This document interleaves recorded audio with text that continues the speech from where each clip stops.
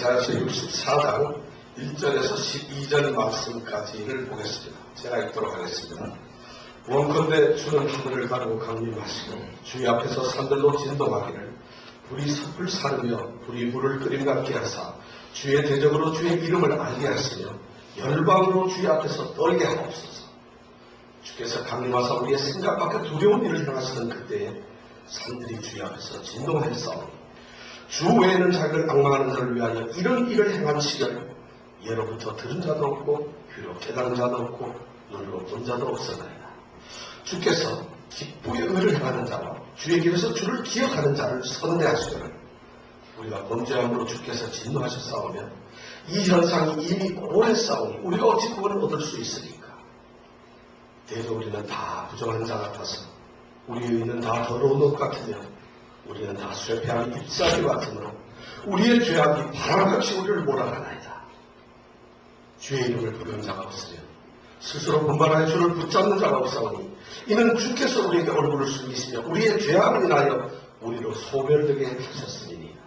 그러나 여호와여 주는 우리 아버지시니이다. 우리는 지르기어 주는 통이장이시니 우리는 다 주의 손으로 지으신 것이다. 여호와여 과히 분노하지 마옵시며 죄악을 영영히 기억하지 마옵소서. 구하오니 보시옵소서. 보시옵소서. 우리는 다 주의 백성입니다. 주의 거룩한 성읍들이 광야가 되었으며 시온이 광야가 되었으며 예루살렘이 황폐하였나이다. 우리 열자가 주를 창조하는 우리의 거룩하고 아름다운 전이 불에 탔으며 우리의 즐거워하던 것이 다 황무하였나이다. 여호와여 일이 일어나거늘 주께서 오히려 스스로 어찌하시니까. 주께서 오히려 잠잠하시고 우리로 심한 괴로움을 받게 하시니까. 아멘. 우리는 지금 이사야 선지자가 그 민족을 위해서 참 형편에서 하나님께 울부짖는 기도를 생각하고 있습니다. 우리가 이 이사야의 붕을 사모하는 기도에 대해서 벌써 4주간을 우리가 같이 생각했습니다. 오늘은 그 5번째 시간입니다. 첫 번째 시간에 우리가 그로 쉬지 못하시게 하라. 다 기억나시죠? 여호와께서 예루살렘을 세워 세상에서 찬송을 받게 하시기까지 그로 여호와로 쉬지 못하시게 하라. 이것이 이 이사야 선지자가 하나님으로 받은 그러한 사명이 있어요. 62장에 나오는 것입니다. 세상에서 하나님이 세우신 예루살렘, 세상의 교회가, 이 땅의 모든 교회가 세상에서 찬송을 받을 수 있을 때까지 받을 수 있도록 그 하나님을 쉬지 못하시게 나는 잠잠하지 않겠다는 것이 이사야 선지자의 결심이었습니다. 그리고 나서 그가 63장 1절에 들어가면서 놀라운 환상을 봤다는 것입니다. 에돔에서 오며 홍의를 입고 보스라에서 온 자가 누구냐? 우리가 그런 얘기 들었죠. 그죠? 큰 능력으로 걷는 자가 누구냐? 그런 것에 대해서 그분이 누구냐는 이 이사야 선지자가 또 다른 환상을 본다. 큰 능력으로 걷는 자. 능력을 발휘하고 이 땅에서 그 이상 능력이 없으신 능력 그분이신 바로 하나님의 환상을 그를 보면서 이사야가 이스라엘 백성들의 그 환상을 이야기하는 것을 우리가 들었습니다. 능력으로 큰 능력으로 걷는 자가 누구냐? 그리고 세 번째 시간에 우리는 이제 그가 어디 계시냐? 이제 그 하나님께서 어디 계시냐? 63장 7절에서부터 14절의 말씀. 우리의 모든 환난 가운데서 친히 동참하셔서 하나님께서 친히 우리를 구원하시고 그 사랑과 그 긍휼로 우리를 구속하시고 예전부터 우리를 드시며 안으셨고 그 영광의 팔로 모세의 오른손과 함께 하셔서 물을 갈라지게 하시고 그 갈라진 물을 광야처럼 땅처럼 걷게 하시고 그를 건져내시고 구원하셨던 그 하나님이 어디 계시냐고 그런 절규를 합니다. 그 하나님이 지금 계시지가 않는다. 우리와 함께 있지 않고 우리에게 지금 나타나지 않는다는 거죠. 그런 하나님을 찾으며 하나님이 어디 계심을 호소하고 있었던 것을 우리가 셋째 시간에 배웠습니다. 그리고 그의 기도가 그 다음 지난주에 생각했던 기도인데 주는 하늘에서 우리를 굽어 살피시옵소서. 이것이 우리 전부입니다. 자, 어디 계시냐고 울부짖던 그 하나님께서 우리에게 열성을 가지고 그리고 그의 어떤 자비와 그의 능하신 행동을 우리에게 보여주시던 그 하나님께서 지금은 어디 계시냐? 그 하나님이 지금 어디 계시냐? 심장이 아파서 창자가 뒤집히도록 아파하시던 창자가 끊어지도록 애간장을 태우시던 그 하나님이 이제 어디 계시냐? 이제 하늘에서 우리를 굽어 살펴라. 이런 기도를 우리가 지난주에 들었던 것은 이사야의 기도를 우리가 생각했습니다. 드디어 오늘 우리가 기도를 또 마지막 기도, 이사야 선지자가 그의 기도의 이제 마지막 최고의 절정의 마지막 순간의 간구를 우리가 하는 것을 이제 보게 됩니다. 오늘 기도는 이제 더 이상 이사야의 기도를 우리 생각하지 않을 겁니다. 이사야가 그의 마음속에서 우러나오는 가장 마지막 최종적인 그의 모든 것을 쏟아서 하는 하나님께 드리는 그의 기도는 어떤 것인가? 오늘 말씀 64장 전장을 통해서 1절에서 11절까지의 말씀을 통해서 우리는 이사야의 그의 마지막 간구를 한번 살펴보기를 원합니다. 저는 이러한 기도가 오늘 성도들께 있어야 된다고 생각합니다. 이러한 기도가 오늘 교회에서 살아서 숨쉬고 있어야 된다고 생각합니다. 이러한 기도들이 사라지고 없기 때문에 오늘날 교회는 무력하게 되어갑니다. 그리고 오늘날 성도들은 하나님이 함께 하신 놀라운 능력을 느끼지를 못하고 있습니다. 성도가 어떻게 하나님과 함께 있음을 못 느끼겠습니다. 하나님의 백성들이 어떻게 하나님의 보호하심을 누리지 못하고 살 수가 있다는 말입니다. 그것이 가능하겠습니까? 아버지가 사랑하는 아들이 그 사랑을 못 느끼고 산다는 것이 가능하겠습니까? 오늘 이사야 선지자는 바로 그것을 이야기하고 있어요. 오늘 이 이사야 선지자의 기도를 통해서 우리가 이랬던 사랑 능력 회복을 하시기를 원합니다. 정말 그런 능력을 회복하세요. 이 땅에서 우리가 저나 여러분이 경제적으로도 어렵죠. 실제로 우리 형편이나 환경이 힘들지 않습니다. 그리고 하나님을 믿는 백성들이 세상을 통해서 조롱을 받지 않습니다. 불쌍한 모습을 가지고 있지 않습니까? 그렇다면은 이것이 뭐가 잘못된 것이죠. 이사야 선지자는 바로 그것을 회복하기를 우리에게 원하고 있습니다. 그것이 변화되어서 이제 하나님의 백성들이 되기를 원하고 있다는 것입니다. 하나님의 자녀가 되기를 원하고 있다는 것이고 그러한 자녀로서 축복을 받으며 능력을 마음껏 누리라고 오늘 이 기도를 하고 있다는 것입니다. 이사야 선지자가 기도하는 마지막 기도가 무슨 기도를 했겠어요? 오늘 설교 제목이 뭐죠? 하늘을 가르고 강림하소서. 하늘을 가르고 강림하소서. 원칸에 주는 하늘을 가르고 강림하시고 이것이 이 이사야 선지자가 마지막으로 손을 들어서 하는 64장 1절에 맞습니다. 원하옵나이다. 주여 원하옵나이다. 주는 하늘을 가르고 나에게로 내려오다. 내게 직접적으로 와달라는 거예요. 나에게 축복을 부어주시는 것도 좋습니다. 내게 은혜를 쏟아 부어주시는 것도 좋습니다. 지금까지 나를 돌아보시는 것도 좋지만 이제 그것이 아니라 주님께서 하나님께서 직접 나에게 와라. 직접 하나님께 오셔야 된다는 거죠. 하나님이 없는 삶은 은혜가 있다 하더라도 그것은 나에게 넉넉하지 않다는 것입니다. 하나님의 은혜가 나와 함께 하셔서 하나님이 나를 돌보신다는 것을 내가 볼 수 있지만은 그러나 하나님이 직접 내 곁에 계셔라. 주는 하늘을 가르고 강림하옵소서. 사실 이런 기도를 우리가 잃어버린 지가 너무 오래됐어요. 우리가 신앙생활합니다. 교회에서 잘 신앙생활하고 정상적으로 하나님을 잘 믿고 있습니다. 그런 일상적으로 우리가 하나님의 사역들을 하고 있습니다. 저는 이것이 나쁜 것이 아니고 너무 좋습니다. 그러나 그렇게 살아가는 성도들이 자꾸 힘을 잃어요. 지금 오늘 이사야 선지자는 바로 그러한 사람들이 하나님의 강림을 맛보아야 된다는 것입니다. 성령의 임재를 느껴야 된다는 것입니다. 이것이 오늘 이사야 선지자가 간절히 기도하는 기도의 제목입니다. 우리가 잘 아는 조지 휘필드라고 하는 영국의 유명한 그 부흥사 선교사가 있습니다. 그 휘필드는 어쩌면 감리교를 창시한 실질적인 사람인지도 모르겠어요. 그 휘필드 목사님이 그분이 설교를 할 때는 교회가 온통 감동을 주셨어요. 그 휘필드 목사님이 지금까지 인류 역사에서 가장 설교를 잘하신 분을 꼽으라면 조나단 에드워드나 휘필드 목사님을 꼽는데 이 휘필드 목사님은 설교나 예배를 드릴 때 한 번도 성령의 충만함을 같이 하고서 예배를 드리지 않았다고 생각해요. 그분은 기도를 드리고 예배를 드리고 찬송을 드릴 때 예배를 드리면서 설교를 하는 그 순간에 그냥 말씀을 가지고 전달하는 것이 아니에요. 그냥 평범한 마음으로 나타나는 것이 아니라 그분이 간단히 쓰실 때는 완전하게 성령의 충만함을 그분을 느끼면서 성령의 충만한 상태에서 말씀을 전해요. 그런 세상에 어떤 것을 다 벗어도 그렇게 말씀을 드려요. 한순간도 그렇게 안 한 적이 없어요. 그런 그 목사님조차도 어느 날 셀트넴이라고 하는 그 교회에서 이제 예배를 드리는데 그 목사님이 설교를 하다 갑자기 사랑하는 성도들 지금 이 자리에 성령께서 강림하십니다. 이런 얘기를 합니다. 이미 그분은 성령과 충만함을 느끼고 있는데 그분이 설교를 하면서 그 예배에 앉아있는 모든 사람들에게 성령이 내려지는 것을 느끼고 있습니다. 그러니까 성도들이 그 말씀을 듣는 순간 마음속에 뜨거움을 느끼면서 예배의 장소가 온통 하나님의 강림하심과 하나님의 역사 속으로 들어갔다는 것입니다. 그들은 놀라기 시작합니다. 가슴이 뛰기 시작합니다. 뜨거워지기 시작하고 그들은 갑자기 세상에 있지만 하늘에 있는 기쁨을 누리면서 예배를 드렸다는 것입니다. 그가 그런 감동을 평생에 몇 번 가지 않았어요. 그가 그의 자서전에 이런 것을 기록하고 있어요. 저는 우리 교회가 한 번이라도 좋으니까 그런 귀의 강림을 느끼는 예배를 드리기를 원합니다. 우리의 삶에서 정말 하나님의 놀라운 능력이 성령이 신이 함께 하신 그러한 체험들이 단 한순간이라도 있기를 원합니다. 오늘 이사야 선지자하는 기도 바로 그런 것이 있어야 되는 것입니다.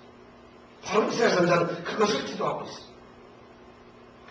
그러면서 그는 그렇다면 하늘을 갖고 강림하시는 하나님, 강림하시는 우리 주님, 그 주님의 모습은 도대체 어떤 것인가? 어떻게 하나님을 강림하시는가?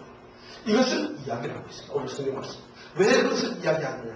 하나님의 강림에 대해서 그는 강림하시면서 그 강림하시는 하나님의 위엄과 영광과 능력과 하나님의 그 모든 것을 눈으로 직접 보면서 그는 하나님의 능력 그것을 기도하고 싶었어요. 능력으로 임하는, 영광으로 임하는, 위험스럽게 임하는 전능하신 하나님의 모습을 그는 생각하면서 하나님의 임재를 그는 표현하고 있습니다. 무엇보다 저는 하늘을 가르치고 하늘을 가르치고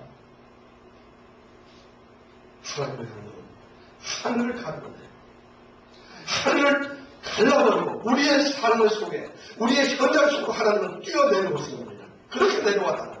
그러면서 하늘을 가르고 강림하시고 주의 앞에서 산들로 진동하게 해라. 주님 앞에서 이 산들이 흔들려지게 해라. 흔들리도록 하라. 우리가 수천을 잠잠하게 서 있던 그 우람한 산들이 주님께서 오시면 마치 흔들려서 막 산들이 떠오르는 것처럼 그렇게 주님께서 능력을 가시고 있습니다. 그 다음에 이제는 불이 섭을 사는 하나님의 임재하심이 불이 쏟아지는 것처럼 그 세력과 힘이 마치 온 산의 풀들과 나무를 몽땅 태워버리면서 그 불이 활활활 타고 불이 섭을 사는 것처럼 그렇게 하나님이 임재를 하는 것입니다. 또 다른 비유가 뭐예요? 불이 물을 끓이는 밖에 없어요. 우리 주전자에서 물을 끓이면 물이 어떻게 끓는지 알죠? 가마솥에 물을 팔아 끓이니까 물이 막 끓으면서 막 튀어나오면서 물을 끓는 거 보잖아요. 불이 막 도저히 못 끓는 그런 강력한 열과 그런 것으로 하나님께서 임재해요. 그런 모습으로 하나님께서 임재하신다는 것을 이 이사야 선지자는 생각하고 그러면서 기도하고 이사야 선지자가 이렇게 기도할 때는 하나님의 능력을 눈으로 가시적으로 보면서 하고 있다는 것이죠. 그러면서 실제로 이사야 선지자는 이스라엘 역사 속에 하나님께서 그렇게 임재하셨던 것을 기억을 하고 있습니다. 놀랍게도 우리는 성경을 읽는데 하나님께서 이 땅에 이스라엘 백성들한테 하나님의 모습을 정말 드러내시면서 한 번 세상에 오신 적이 있어요. 물론 독생자인 예수님 오신 걸 말고 전능하신 하나님께서 오신 적이 한 번 있어요. 출애굽기 19장 16절에서부터 20절에는 하나님께서 직접 이스라엘 백성 모세를 만나기 위해서 오셨던 적이 있어요. 그때의 모습을 어떻게 기록을 하고 있느냐면 왜 하나님이 오셨냐면 하나님께서 이제 출애굽 애굽 땅에서 이스라엘 백성을 끄집어내기 위해서 그리고 광야에서 이제 갑니다. 광야에서 오기 이제 한 3개월 됐는데 3개월 되는 어느 날 하나님께서는 이스라엘 백성들과 약속을 하셨어요. 언약을 지키라. 어떤 언약을 지키라. 너희들 내가 택했다. 그리고 너희들 나의 백성이다. 그리고 이제부터 너는 제사장 나라가 된다. 그리고 너희들은 이제 거룩한 나의 백성들이다. 그렇게 하시면서 하나님이 오셔가지고 모세와 이스라엘 백성들에게 십계명을 주시기 위해서 시내산에 한번 오신 적이 있어요. 그 19장 16절에 보면 이렇게 얘기합니다. 제3일 아침에 3개월이 지난 제3일 그러니까 33일, 3개월은 90일이니까 93일이잖아요. 제3일 아침에 어떻게 얘기하면 우레와 번개와 빽빽한 구름이 산에 있고 나팔 소리가 심히 크며 이렇게 기록하고 있어요. 자, 우레와 번개. 우레는 뭐예요? 비가 쏟아지면서 막 그냥 비 쏟아지는 소리 우리 저기 폭풍 또는 막 이 저 소나기 쏟아지는 소리 한번 상상하고 있어요. 비가 우레처럼 쏟아지고 있어요. 그 다음에 번개가 있어요. 번개가 우리 저기 가끔 가다가 이렇게 장마철에 그런 번개 번쩍번쩍하죠. 그런 간단한 번개가 아니라 번개가 그냥 이 시내산에 갔다가 번개가 번쩍번쩍합니다. 우레가 쏘아서 비수가 쫙 난다. 번개가 번쩍번쩍 하면서 천둥까지 꽉꽉 울립니다. 그러면서 이 시내산이 빽빽한 구름으로 가득 찼다. 야, 빽빽한 구름이란 뭐냐? 구름이 꽉 깜깜해서 아무것도 안 보이게 시내산이 가득해. 그리고 그 시내산에서 나팔 소리가 크게 치는다. 나팔 소리가 하늘에 보면서 하늘의 천군 산사들이 아마 나팔을 부는 거죠. 그렇게 나팔을 불고 있는 거예요. 이것이 주님이 임재하셨던 모습이었어요. 하나님께서 내려오셨던 모습. 실제로 이스라엘 이 출애굽기 19장 16절 그렇게 기록하고 있어요. 그래서 모세가 백성들을 데리고 이제 하나님을 맞으려고 그 산 기슭에 섰어요. 그 기슭에서 그 시원한 연기를 타고 그리고 연기가 옮기자면 연기처럼 떠오릅니다. 거기서 그 다음에 나온 말이 뭐냐면 온 산이 크게 진동해요. 그럴 수 없죠. 우레가 쏟아지죠. 천둥이 치죠. 번개가 번쩍하죠. 지금 그런 장면이 여러분 그 상황에 있다고 생각합니다. 그 산기슭에 하나님을 만나기 위해서 있습니다. 그것이 성경에 기록되어 있기 때문에 이사야 선지자는 바로 그 기록된 성경의 말씀을 그는 생각하고 그 순간에 바로 그 자리에 있음을 느끼고서 그날 하나님의 임재를 생각하면서 지금 이런 말 하늘을 가르고 주의 앞에서 산으로 진동하게 하시고 불이 숲을 서르게 하시고 불이 물을 끓임같이 하시고 이렇게 하나님께서 임재하셨다. 그런 전능한 하나님의 능력을 인식하라는 거지. 우리가 기도하는 사람들이 누구에게 기도합니까? 그 기도를 하시는 분은 어떤 분이 있어요? 이걸 잊어버리고 기도할 때가 너무 많아요. 우리는 하나님께 기도해요. 지금 이사야 선지자가 바로 그것을 우리에게 얘기해 주고 싶어요. 하늘을 가지고 강림하시면서 이렇게 엄청난 위엄과 능력을 가지신 그 하나님이 내가 지금 기도하고 있는 분이라는 거예요. 그리고 그렇게 큰 능력을 역사적으로 실제로 그런 모습을 드러내셨던 그 하나님이라는 거예요. 그것을 지금 느끼면서 이런 기도를 하고 있는 거죠. 이렇게 실제적으로 그런 능력과 역사를 이루어내신 하나님을 생각하고 그런 하나님을 깨닫고 인식을 하는 사람은 그냥 쉽게 기도를 할 수가 없어요. 하나님 이러면서 기도를 할 수가 없어요. 그런 하나님을 알면서 어떻게 기도를 그렇게 할 수 있겠어요? 우리 현대인들은 바로 이런 하나님을 잃어버렸어요. 우리의 이성과 우리의 문화적 삶과 우리의 어떤 세상적인 어떤 지상 학문들 때문에 우리의 성격들 때문에 우리는 이런 정말 라프한 그대로 살아계시는 순수한 그런 열정의 하나님의 모습을 우리는 잃어버렸어요. 우리의 기도가 그러니까 싸구려가 되어버렸어요. 우리의 기도가 가치가 없는 것이 되어버렸어요.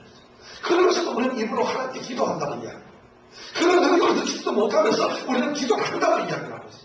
지금 이사야 선지자는 그런 현장 속에 자기가 들어가 있으면서 그 현장을 느끼면서 피부로 느끼면서 두려움을 가지고 놀라움을 가지고 경외함을 가지고서 그는 그 능력 속에 내가 기도하는 저분에게 내가 능력을 사모하면 그 능력이 바로 지금 나에게 온다는 감정을 가지고 그렇게 열정을 가지고 기도합니다.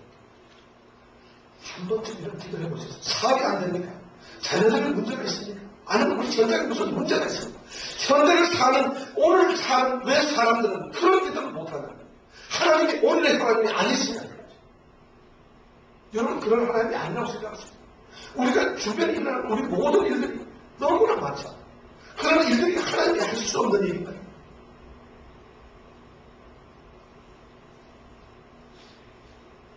바울 사도는 고린도후서에서 10장에서 얘기하죠. 우리가 육체에서 행하나 육체대로 싸우지 아니하노니 우리가 육체에서 몸으로 우리가 세상을 몸으로 살고 있습니다. 그러나 우리가 몸으로 싸우고 있는 것은 몸으로 우리가 이 세상을 살아가는 건 아니라는 얘기죠. 우리가 육체에 있어 행하나 살아가고 있으나 육체대로 싸우지 않아요. 우리의 병기는 육체에 속한 것이야. 우리가 싸우는 무기들, 우리가 이 세상을 살아가는 무기들은 육체에 속한 이 세속적인 것이 아니라 육체에 속한 것이 아니라 오직 하나님 앞에서 견고한 진을 파하는 강력하다.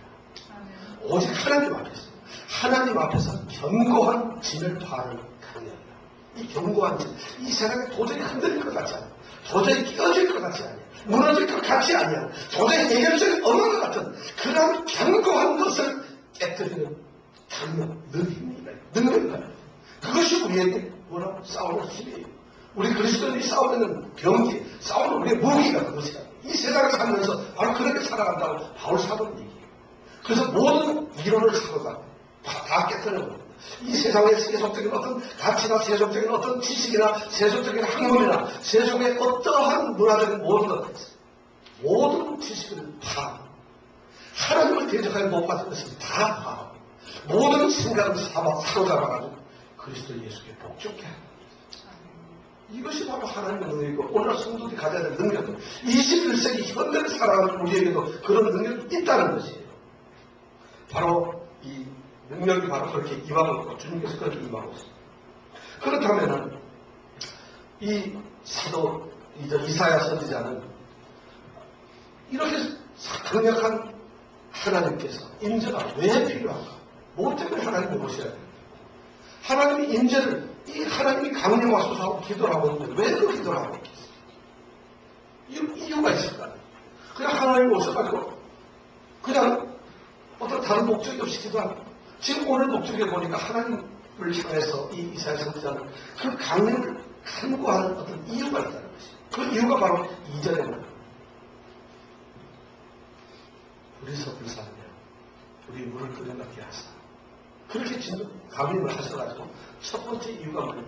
주의 대접으로 주의 이름을 알게 하라. 주의 대접으로 주의 이름을 알게 했다. 이것이 하나님께서 내려오셔야 되는 이유예요. 이거 참 이사야 선지자가 기도하는 이 모습이 참 대단합니다. 주의 대접으로 주의 이름을 알게 했다. 다시 말해서 하나님의 이름과 영광이 못들어져야 된다는 것이죠. 주의 대접으로 하나님의 대접으로 하나님의 이름을 좀 알게 해줘. 여기서 이 이사야 선지자가 참 놀라네요. 주의 대접. 우리는 이 땅에 살아가고 있어요. 이사야 선지자도 이 땅에 살고 있는데 나의 원수들, 나의 대접이라는 표현을 쓰지 않고 주의 대접 이런 표현을 쓰고 있어요. 이 말씀은 뭐예요? 내가 당하고 있는, 내가 지금 겪고 있는 나의 원수들과 나의 대접은 내 원수가 아니라 주님의 원수가. 내가 지금 부딪혀가지고 만든 모든 문제들, 내가 처한 환경들, 내 것은 나의 것이 아니라 바로 하나님 것이라는 거예요. 하나님 것이 우리가 만나는 모든 문제들, 우리가 만나는 모든 일들, 우리의 원수들, 우리의 대적들은 나는 내 것으로 알고 살았어. 나의 것으로 알고 내가 이기게 되보려고 하는데 이사야 선지자의 기도는 이것은 주님의 대접입니다.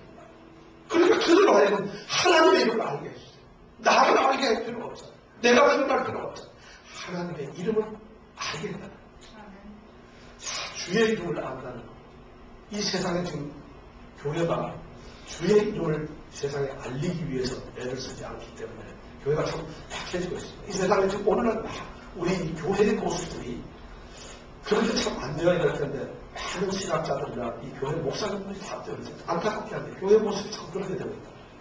그러다 보니까 요즘 소위 잘 나가는 좋은 교회들은 세상의 어떤 프로그램이나 세상적인 어떤 지식이나 우리가 가지고 있는 어떤 수단, 도구, 방법 이런 걸 동원해서 젊은이들 끌어오려고 젊은이 열린 예배도 하고 무슨 그런 것도 하고 또 어르신들을 자라기 위해서 실버 무슨 프로그램을 만들어서 어른들에게 기쁨을 주기도 합니다. 또 교회가 이 세상의 모든 쾌락과 유혹과 어떤 즐거움에서 관심에 열애받게 됐어요. 재미가 없어요, 교회가. 그러다 보니까 그 많은 재미를 주기 위해서, 호기심을 주기 위해서, 그들에게 웃음도 주고, 그들에게 즐거움도 주고, 어떤 유익을 주기 위해서 교회가 그런 노력을 하고 있어요. 그런데 이사야 선지자가 지금 하는 기도에서는 주의 대접으로 다른 것이 필요하다. 주의 이름을 아는 거예요. 주의 이름을 아는 것이 필요해요. 그들이 하나님의 이름을 안다. 이 세상이 아무것도 알 필요가 없어요. 그들이 하나님의 이름을 알면 하나님을 두려워하게 될 것이고, 그 하나님을 알게 되면 하나님의 영광을 알게 되면 그들은 여기 나올 수밖에 없다. 그들은 하나님을 섬길 수밖에 없다. 그들을 끌어들이기 위해서 너희들의 방법을 쓰지 말라는 것이. 너희들의 일이 안 된다는 것이. 그렇게 해가지고 될 일이 하나도 없었다는 것이. 그런데 우리는 그렇게 하고 있어요. 그렇게 해가지고 교회가 커졌어요. 소화. 그것이 무슨 교회가, 누구의 교회인가? 지금 하나님께서 이사야 선지자가 기도한 것은 주의 이름을 알게 했다는 거죠. 주의 이름이 그들에게 선포되어서 주의 이름이 그들 가슴 속에 알려지게 되어서 그들이 내가 하나님의 이름을 알게 되고 하나님을 알게 되니까 그들의 마음에 찔림이 있어서 교회를 나오고 하나님을 믿게 되게 해요. 그래서 하나님의 교회가 세워져야 된다는 것이죠. 주의 대적으로 주의 이름을 아는 것이죠. 이것이 그가 이렇게 강림을 간절히 사모하는 이유가 첫 번째죠. 두 번째 이유는 열방으로 주의 앞에서 떨게 하옵소서. 열방으로 주의 앞에서. 하나님께 임재하시고 하나님께서 내려오셔가지고 이 세상이 바짝 떨게 긴장합니다. 세상이 두려워합니다. 하나님의 이름을 그들이 알고 그 다음에 뭐라는 것은 이 세상이 하나님을 두려워하고 경외합니다. 세상이 하나님을 두려워하잖아요. 세상의 하나님들이, 세상의 어떤 학자들이나 세상의 권력자들이, 세상의 돈을 많이 가진 사람들이, 세상에 이름 있는 명예 권세가들이 하나님을 두려워하잖아요. 이제 그들에게 하나님이 직접 임재하셔가지고 더 큰, 그들이 가지고 있는 그 작은 것이 아니라 더 무한한 전능하신 하나님의 능력을 보여줌으로써 그들을 부끄럽게 만들어요. 그들로 내가 가지고 있던 게 아무것도 아니었다. 세상을 초라하게 만든다는 것이죠. 이것을 이사야 선지자가 기도하고 있어요. 그러니까 하나님의 능력이 얼마나 크다는 걸 알 수 있어요. 우리는 지금의 세상 같은 힘이나 능력이 모든 것을 해결할 수 있을 거라고 생각했어요. 그리고 그것을 의지하면서 그거한테 다 되는 줄 알았어요. 아니, 한국에서 한때 땅 갖고 오다 보니까 졸부들이 엄청나게 생기는 거예요. 졸부가 되고 나니까 그 사람들 목이 다 하늘 위에 올라가 있어요. 너무 높아져가지고 세상에는 겁나는 게 없어요. 골프장도 자기네들만 써야 돼요. 음식점에도 제일 소리 큰 사람 조사해보면 반드시 졸부예요. 그리고 어디 가서 저기 호텔 사우나에 가서도 물소리 제일 내는 게 졸부들이에요. 어디 가서 그 사람은 자기를 드러내고 하시라시잖아요. 세상에는 조그마한 것만 있어도 다 잘하나. 아니, 교회를 쫓아서, 우리가 개척교회니까 얼마나 좀, 어디 가서, 어느 교회 다니세요, 그러면. 개척교회. 얘기 잘 안 하시죠. 여기서 다시, 어느 교회 다니세요, 그러면, 저는 예수생명교회 다닙니다. 이렇게 한번 당당하게 얘기를 하세요. 그만큼 우리가 초라해서 세속적인 어떤 가치에 잡혀있어요. 그 저보고도, 목사님 어느 교회 다니세요? 어느 교회 섬기세요? 조그만한데. 저도 이렇게 생각하고 있어요. 그럴 때마다 제가 참 반성합니다. 내가 누구를 섬기구나. 우리 교회에 역사하신 하나님, 그 하나님 능력이 어떤 것인가 내가 생각을 못하고 있어요. 아니, 큰 교회는 뭐 돈 내고 하고 시험 쳐서갑니다. 아무나 나가잖아요. 할 수 있잖아요. 그게 무슨 자랑이에요. 거기에 무슨 일이 생깁니다. 문제는 하나님의 능력이 어디에 있느냐는 것이 아니겠어요. 이것이 더 누가 교회가 교회되고 예배가 예배되는 그것이 더 중요한 것이 아니겠어요. 그것이 하나님의 임재를 느끼면서 단 한 사람이 서 있더라도 바울 같은 사람이 세워지는 것이 그게 교회 아니겠어요. 저는 그런 소망이 있다고 생각해요. 지금 이사야 선지자가 바로 그걸 얘기하는 거예요. 세상으로 떨게 좀 해달라는 것이에요. 주님께서 오셔가지고. 그 주님께서 내게 오시면 나 때문에 세상이 떠는 거예요. 주님이 내게 있으니까. 주의 앞에서 열방으로 주의 앞에서 떨게 좀 해라. 이것이 두 번째. 그리고 그가 또 이렇게 간절히 주님이 강림하시기를 원해서 기도하는 게 세 번째가 뭐냐면 우리의 형편과 우리의 처지를 다 아시는 주님께서 제발 우리에게 자비와 좀 긍휼을 베풀어달라는 간절한 이야기를 이제 드리고 있는 그것 때문에 이제 기도하고 있습니다. 이사야 선지자가 참 대단합니다. 하나님이 강림하셔서 하나님 오시게 되냐면 우리가 보통 기도할 때는 내 얘기가 급해가지고 내가 빨리 얘기를 해야 돼. 하나님 빨리 죽게 되었는데 하나님 빨리 이렇게 얘기를 해야 되는데 이사야 선지자는 정말 기도의 사람들은 이런 멋있음이 있어요. 절대 자기 이야기를 하지 않았어요. 하나님 오십시오. 하나님 이름을 높이십시오. 원수를 참으시고 세상 떨게 하십시오. 그리고 불을 속을 사르듯이 사람들을 진동하게 하시고 그렇게 좀 오십시오. 하나님을 찬송하고 하나님 그 이름을 위해서 먼저 얘기를 하고 나서 자기의 얘기는 제일 뒤에가 얘기해요. 제일 뒤에 오늘 성경을 보면 64장 10절 11절에서 그가 이제 겨우 자기 주의 거룩한 성읍들이 광야가 되었습니다. 시온이 광야가 되었습니다. 예루살렘이 광야였나요? 우리 연조들이 주를 찬송하던 우리의 거룩하고 아름다운 전이 불에 탔으면 우리의 즐거워하던 것이 황홀하였나요? 이게 10절 11절 세상이 그렇게 되어버린 말이에요. 이렇게 초라한 세상이 되어 있다는 거죠. 이렇게 되어 있는 이 현실과 이러한 모습을 이제 얘기를 하면서 하나님 지금 상황이 이렇게 좀 불쌍히 여겨달라는 거지. 이걸 어떻게 두어 잡히시고 하나님 이것 때문에 좀 내려와 달라는 거예요. 다시 우리의 옛날 모습으로 아름다운 예루살렘이 세상에서 찬송을 받게 좀 해달라는 거예요. 시온이 하나님의 거하시는 거룩한 성이라는 것을 세상으로 알려달라는 거죠. 그리고 우리가 즐거워하는 것, 우리가 하나님을 찬송하고 우리가 하나님을 기뻐하시고 우리가 하나님께 예배를 드리고 그리고 성도들로서 성도의 권리와 성도의 삶과 성도의 기쁨과 성도의 어떤 행복을 누리며 사는 그것을 다시 회복시키기 바랍니다. 그런 자비를 구합니다. 이것이 마지막으로 구하고 있다.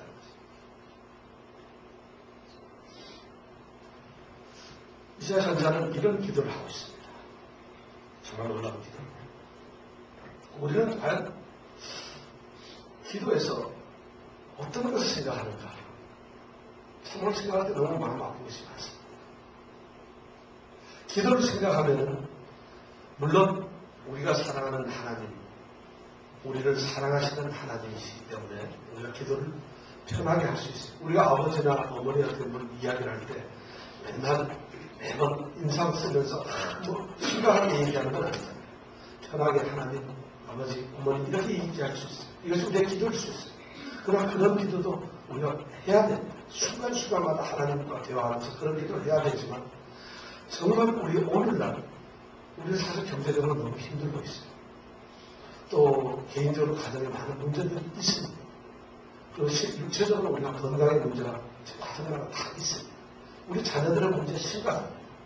조금 눈을 넓혀서 사회를 보면 지금 사회의 어떤 범죄라든가 사회 문화나 사회 풍습이나 사회 모습들이 정말 처참합니다. 물론 그것을 못 느끼면 이야기할 것 없고 다 느껴야 되는데 실제로 우리가 영적으로 무신경하고 무감각해서 못 느끼는 경우가 많습니다.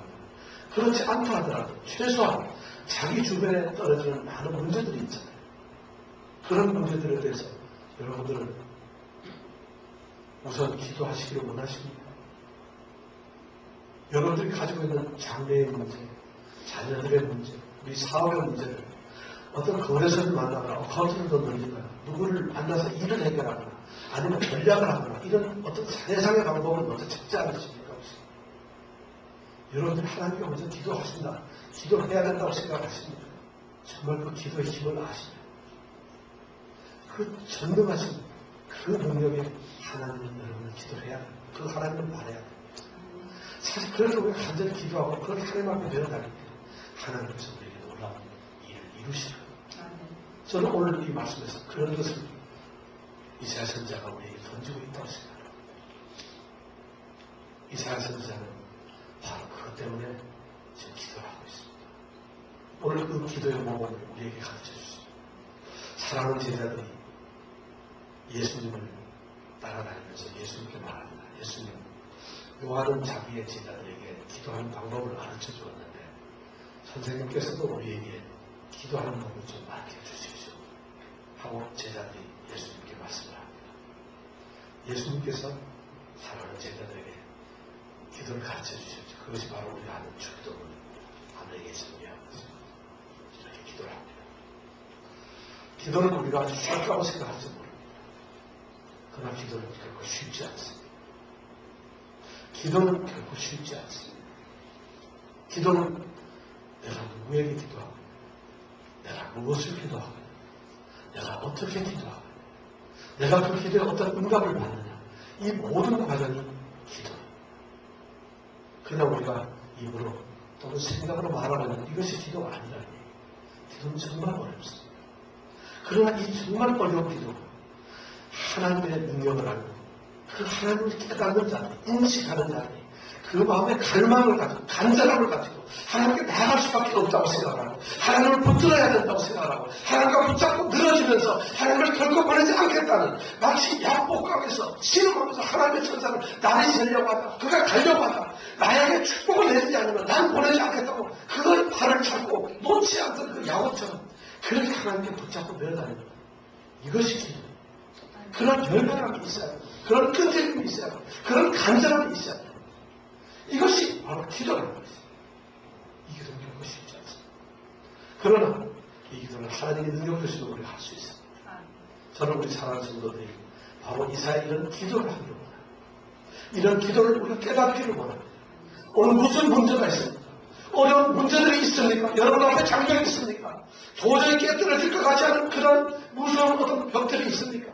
주의 대적이 있다고 생각하십니까? 기도하십시오. 절대적으로 기도하십시오. 그러면 우리에게 약속을 하세요. 부흥을 기도하십시오. 내 자신의 부흥을 위해서 기도하십시오. 우리의 가정을 위해서, 가정의 부흥을 위해서 기도하십시오. 그리고 아름다운 교회의 부흥을 위해서 기도하십시오. 거룩한 하나님의 나라의 부흥을 위해서